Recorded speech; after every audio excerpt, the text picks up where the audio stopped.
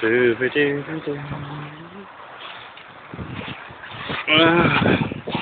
So here we have someone's garden. You can see those doors over there, 2 foot up in water or more.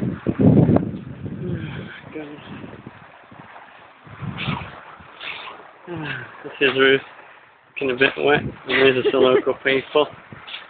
Here's a lorry for some reason reversing in the water, and this is me.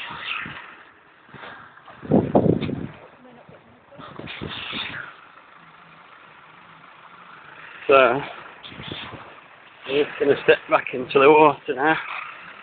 Oh God, you can see the depth of it. So, let me get out of the way of the lorry, and there's the street we just walked up.